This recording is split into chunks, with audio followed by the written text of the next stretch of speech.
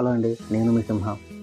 తారక్ అన్నపై మరోసారి ప్రశంసలు వెలుగు జరుగుతుంది. ఇది నేను తారక్ అన్న అభిమానిగా చెప్పట్లేదు, టీఎఫ్ఐ అభిమానిగా, అందులోనూ నందమూరి అభిమానిగా గర్వపడుతూ చెప్తున్నాను ఆ విషయాన్ని.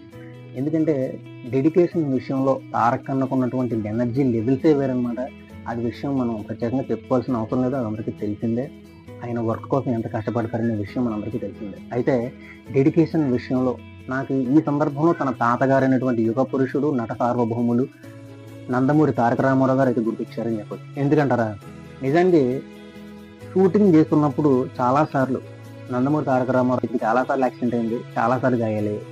అయితే ఆయన మెరుగైన వైద్యం కోసం సంప్రదించినప్పటికీ వైద్యులు రెస్ట్ తీసుకోమని చెప్పినా ఆయన రెస్ట్ తీసుకోకపోయింది పోగా next day, next shoot, next time షార్ప్గా వచ్చేసేవారు అనమాట. ఎందుకంటే తనకి పని కల్పించిన నిర్మాత పాడకూడదనే సదుద్దేశంతో ఎగ్జాక్ట్గా ఆన్నే ఈయన్నగా మళ్ళీ పుట్టాడా అన్నట్టు మొన్న జరిగిన హైదరాబాద్ యాడ్ షూటింగ్లో తారక్కనికి కొన్ని స్వల్ప గాయాలు అయితే అయ్యాయని మనందరికీ తెలిసిన విషయమే.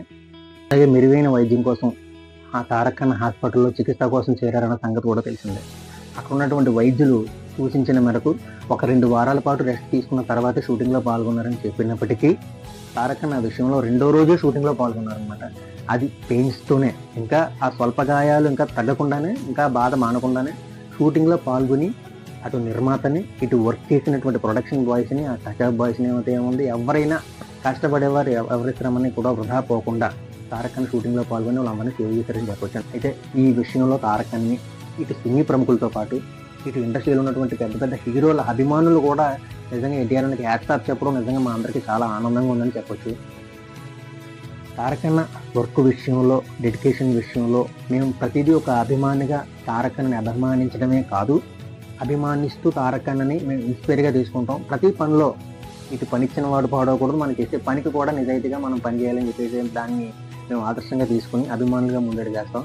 ఈ విషయంలో తారకన్న డెడికేషన్కి మరొకసారి హ్యాట్స్ ఆఫ్ చెప్తూ జై ఎన్టీఆర్.